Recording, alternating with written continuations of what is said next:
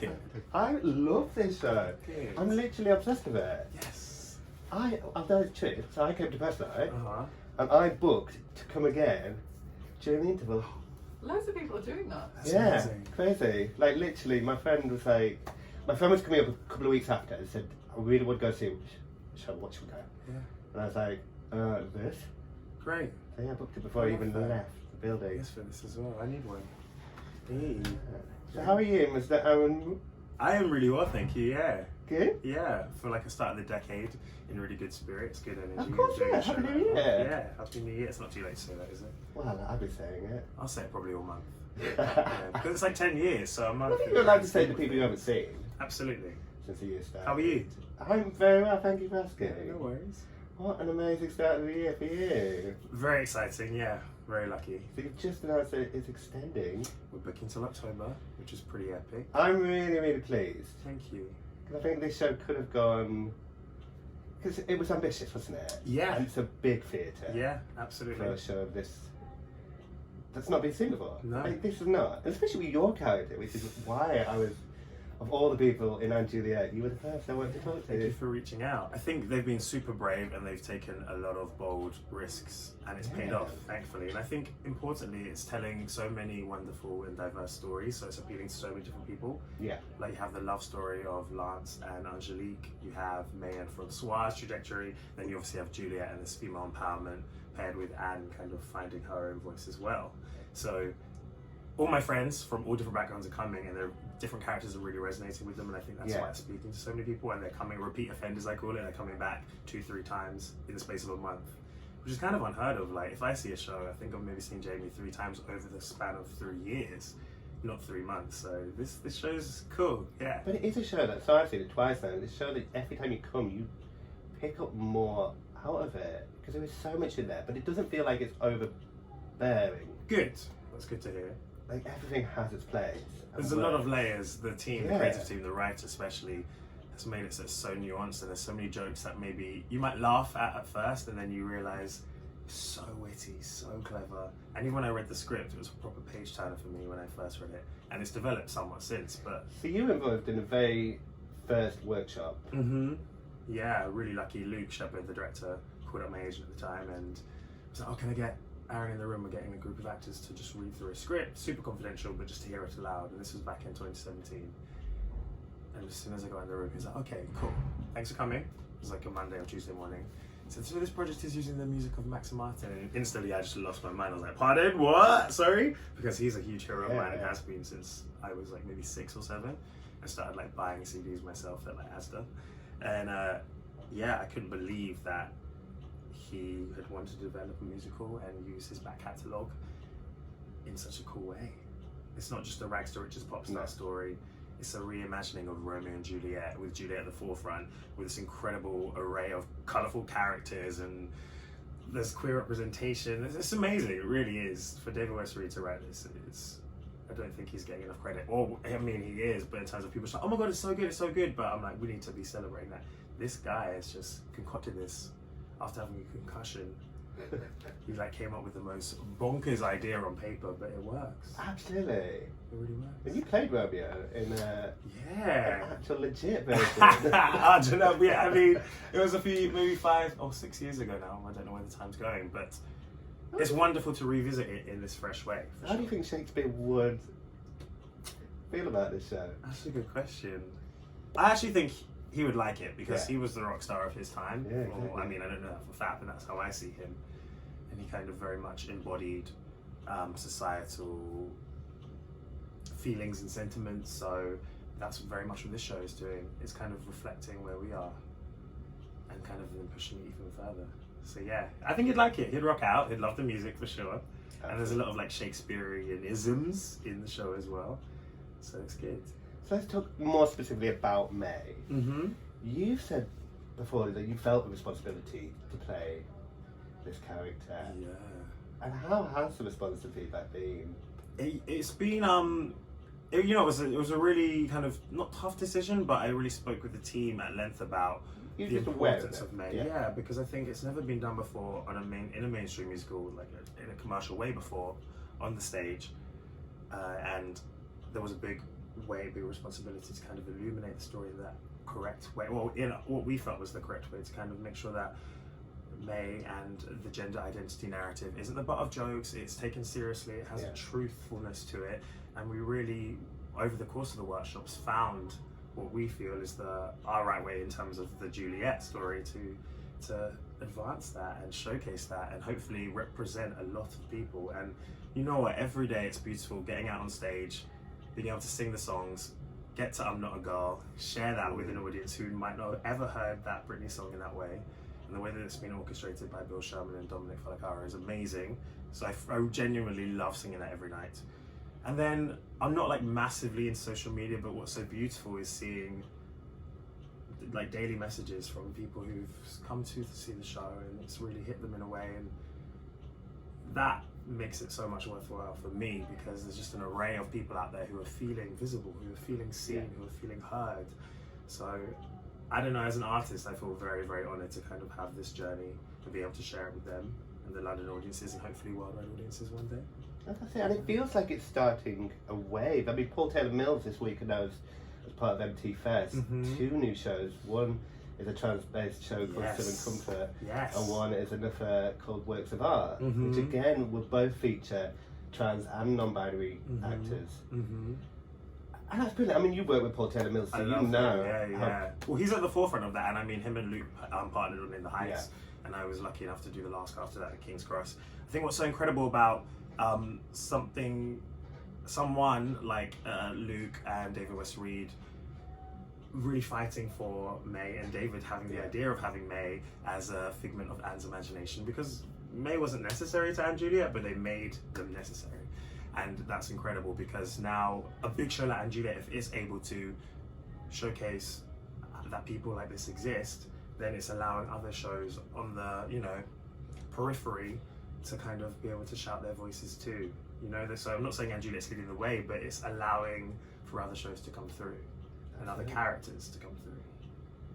And you wrote yourself a couple of years ago, Yes, writing, very much, trying. So that was workshopped. Yes, 2018, summer 2018, and it's just rewrites and rewrites and rewrites. So you are still working on it? I am. I don't know if it will be at all recognisable to the people that saw the workshop, in the sense of the characters are the same, but the story's changed significantly. And the beauty is, if you have the time to be able to workshop and, you know, redraft and have people who give great feedback and great critique, then, you know, you're onto a winner. I think, look at this show is a testament to that. It was really given the time by the incredible producers to be shaped and remolded over time. So, and I didn't see it up in Manchester, but how much had it evolved since then? And when did you record the album? Because the album came out straight away. It did. They were very clever, and it's brilliant. But then when you listen to the album, it doesn't sound like much has changed. When did that get recorded? So the album got recorded in August, if I'm not mistaken. I feel like it's kind of been a whirlwind since July. So we were in rehearsals here. It was recorded before we even opened in Manchester, to be honest. Which is incredible. It's incredible because we were able to almost lock down the script from the workshops. We workshopped 2018, workshopped a big 5-week workshop last winter spring.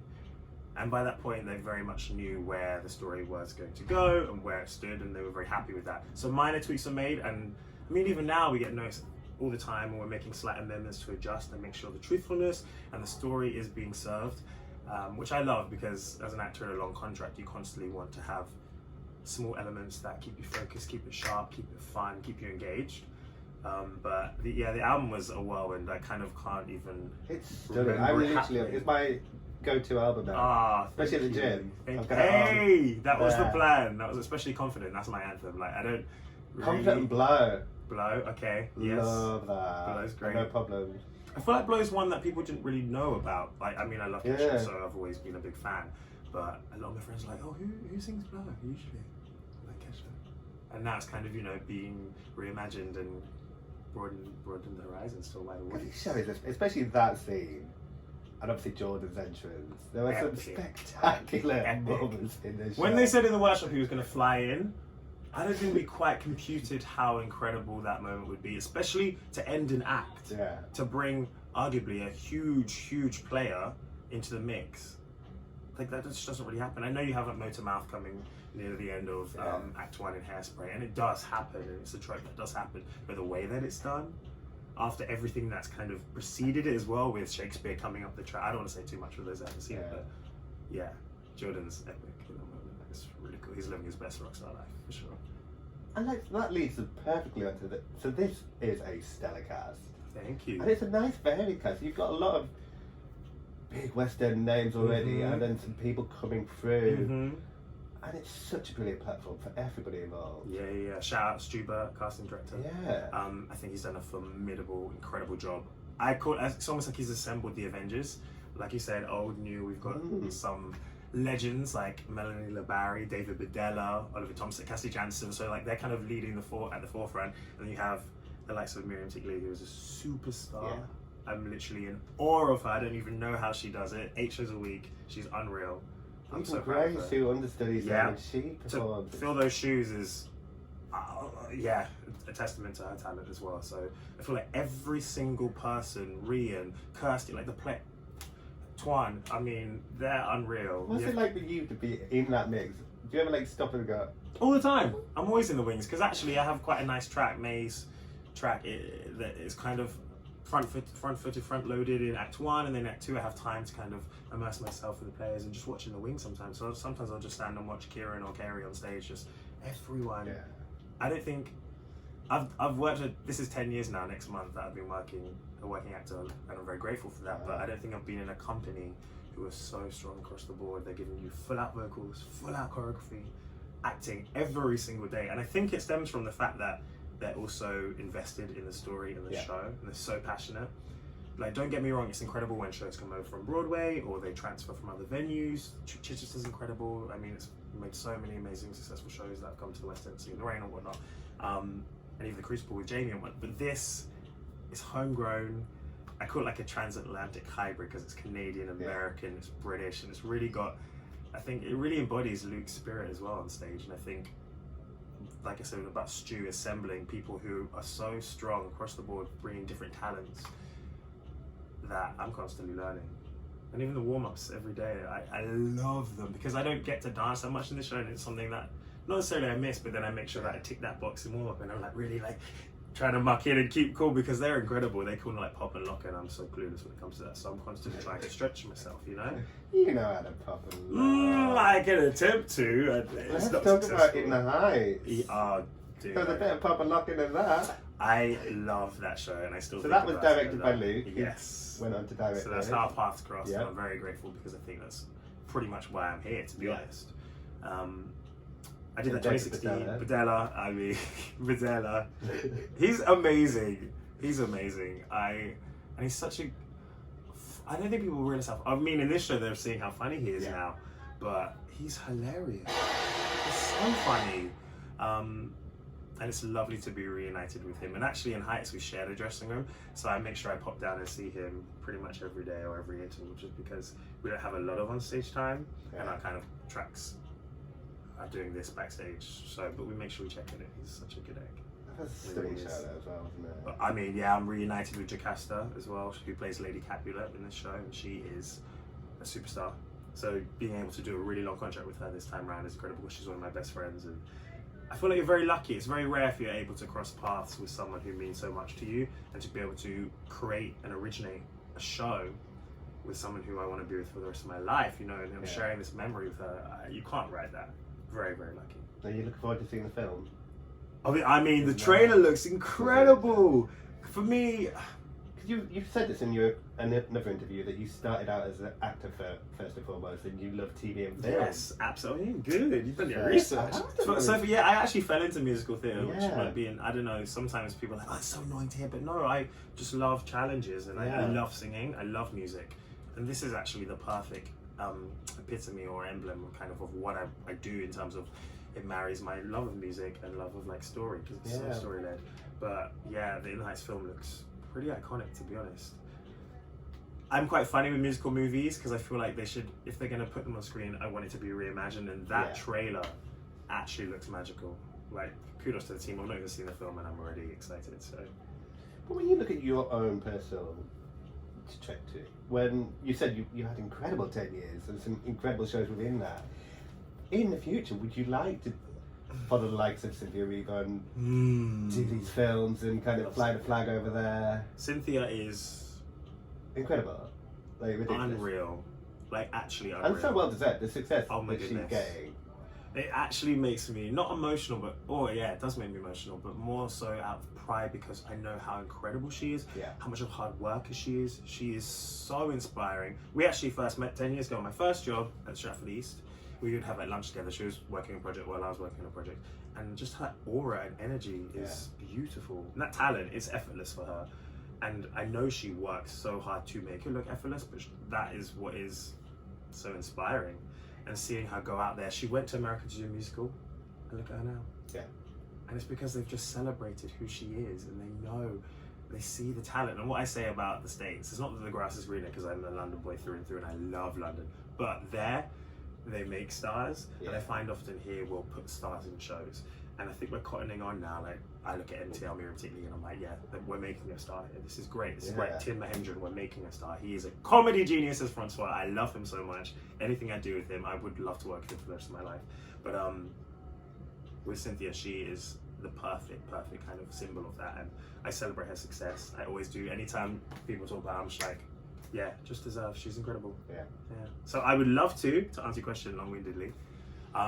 Just be challenged. To be a working actor is a blessing. It really is, because it's such a tough industry. Like I'd never encourage my kids to go into it. I don't think my parents did either. Like I was super academic and I went to LSE to do history, so I think they'll be like, oh, maybe, you know. I think your brother's an actor as well, isn't he? He is, yeah. He went down the more traditional route of going to drama school.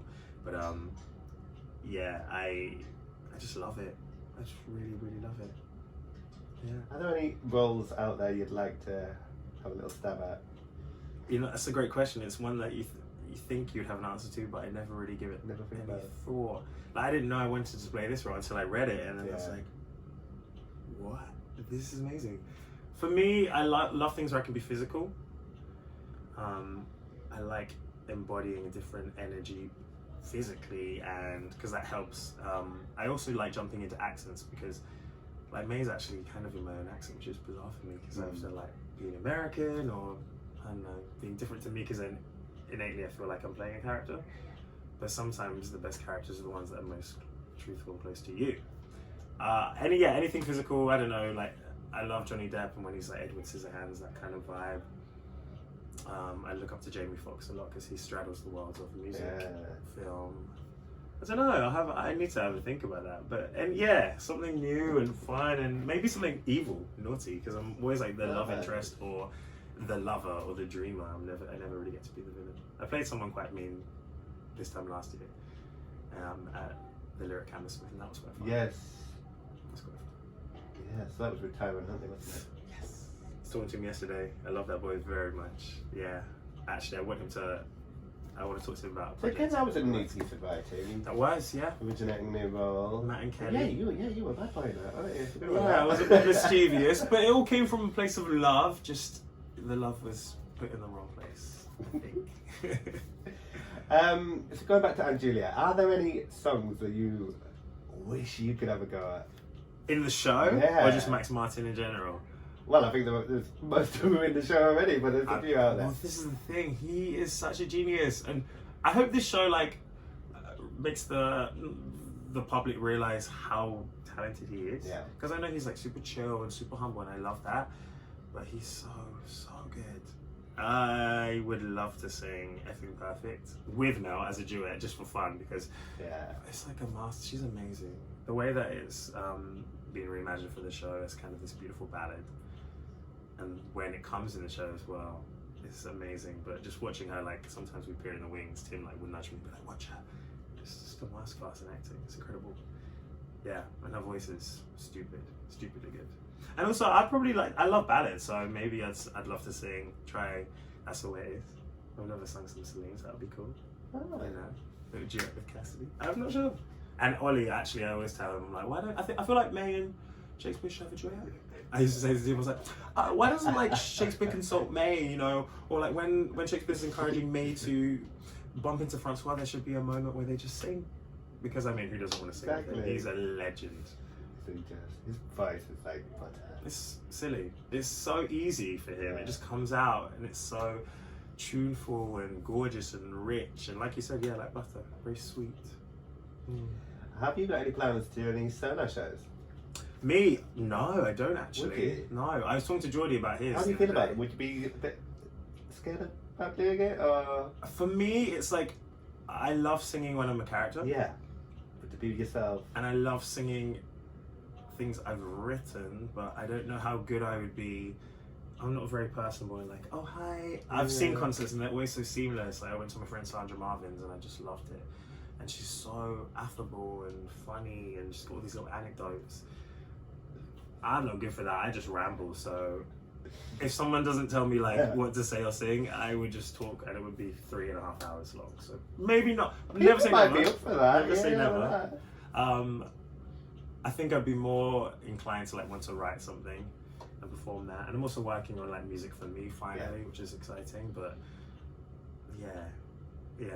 I don't know, I've not really ever thought about it before. Also, my knowledge is terrible on musical theatre. I'm learning. David Bedella's giving me lessons, like, he sends me links. He's like the oracle, isn't he? He is the OG, he knows so much. Like, we were talking about the different Star is Born versions the other day. He was telling me why Judy's this and, you know, Barbara's that and Gaga's this, so I was just listening, you know. Sometimes it's important just to sit and listen and learn from these people because they know.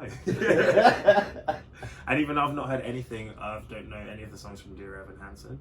Because I'd like to go to a show not knowing anything, but people in this country... And you see them in their context as well. Absolutely, whereas for me that's kind of, everyone's like, no, come on, you've heard from Windows or and I'm like, no, I haven't. Because with Hamilton, like I'd listened to it so much when I would see it, I loved it, oh my god, it's incredible, but I was like, imagine watching this show not knowing what was going to happen. Exactly. So that's kind of where I'm at. And it's not that I'm loving being ignorant, it's more that I'd like to immerse myself in the world, because it's very rare as an actor when you do theatre that you're able to kind of suspend your disbelief and be lost in the magic, because you're like, oh, the lighting's beautiful, or I wonder how they're doing that revolve or that trick, or that's how my mind constantly works. So I think I'm trying to kind of ease up a little bit. Good talk about drag. We can talk about drag, absolutely. So you did called Kinky Boots. Love Kinky Do you miss painting your face every day? You know what, I mean, I still paint it in this, but this is like a 5-minute face. Kinky, although, me and my bestie Marcus Collins, we got our faces down to 15 minutes. Oh really? Which is like a record in Kinky Boots history, apparently, because our fellow cast members took like 45 to an hour. But blend is your friend, you know. And before Kinky Boots, I'd never seen an episode of Drag Race. So... Did you binge watch it afterwards? I started just before rehearsals because I was like, I should see what... And I'd also booked this... I booked Kinky Boots and never auditioning in heels. Because I bought a pair of cinch and stilettos off online because I'm size 12 and they don't sell them. And I put them on and Rusty, who is the associate choreographer, he's amazing. I was like, you can't wear those, you're gonna break your ankles. Because they were just like, actually they had no sport, no strap or anything. So I just auditioned in trainers, did the final, I remember the final round, there were probably like 30 beautiful boys in the Glass Hill Studios doing the dance round, the finals. And I was there in my trainers and they were all looking at me like, and I felt so bad, I was like, I'm sorry, I'm not allowed to wear them. You're probably still taller than them all anyway. Some of them, not Miss Luke Jackson, who's an incredible statuesque model, but yeah, a few of them. And yeah, I was like 22, 23 when I did that. When I started. And what was your name? Mine was Bambi because I was the baby angel, and I was a bit like, oh. But you know, I learned it and I tried it out and I learned a lot. Jerry Mitchell taught me a lot. I loved it, and Matt Henry, who led up that cast as Lola, and it was incredible. Killian. I learned a lot about etiquette, I think, because I had worked a lot, toured though, and that was like my West End debut, and I feel like I learned how to conduct yourself off stage. Yeah. How to be respectful in the company. And how to pace yourself, because 8 shows a week doing that, heels, like my feet would bleed. And we wore our mic packs in our hair, it would pull in the hair, you'd have all these wig changes, you had your dripping, your sweat. Like, and then you come on, you have to make it look fun and glamour. And that is drag, I think. It's the art of, you're not even faking it because you're embodying it and you're living that truth and that authenticity, but it hurts to look beautiful sometimes, and I really did learn that on that job. I was like, damn! But it was great. I loved it. Cindy Lauper's music, wow. Harvey, I mean, his script. Did you miss her? Yeah, she came over. She came over. She was really excited about being in London, I think, because I think for the Americans, the West End is. Yeah. Oh my goodness. So, yeah, we had a ball. I was talking about it the other day actually because I still love, again, the ballads. I love Not My Father's Son, Hold Me in Your Heart. I love all those songs. And if I was to do a concert, mate, I'd probably sing some stuff from that because, you know, try and piece together different moments from what I've done so far. Yeah, or maybe Plant the Seed, I don't know. But yeah, Kinky Beats is good and drag is amazing. I have such an appreciation for drag stars, drag performers. It's incredible, it's brave, it's beautiful, it's funny. I think over here as well, it's incredible having things like RuPaul's Drag Race UK now to kind of celebrate. A really good job of it. Yeah, celebrate and elevate the British talent, which is so clever and fun, and they would sing, which is really good. What do you think about it? I'm waiting for you to be on the show. No, I'll leave that. Can you sew? I mean, can I sew? You know, I'm not bad. I did pretty well in textiles, but I'm more like, I'm better with paint and the costumes in this show are fabulous. Oh my goodness, I mean, you can see on this. They're incredible. Whoa. Everything about the set. Because when I first saw it, I was in the circle, and then when I came and watched it again, I sat in the stalls. I did not even realise how much detail is in that LED screen. It's unreal. Until we sat there and the video. Oh my god. Every department, I think, has like bested themselves. Is that even a phrase? But yeah. Paloma, the costumes, you can see them on a runway. And also what she's done incredibly, and I don't know if this has ever been done before, but I don't think it has, is she like asked everyone what their energy's like, what their personal style's like. She went on people's IG pages, she like checked in, she collated information on every single cast member, this is swings included, and custom designed and made the outfits. That's incredible. Which is amazing. It feels like it shows. Amazing. So she's like elevating our individual styles. Like Dylan, for example, he's amazing. He kind of straddles gender and wears really cool, incredible collections of clothing, and he's got super high fashion taste. And she's putting him in that attire, and it's great. I'm like, who does that? I mean, she's a genius.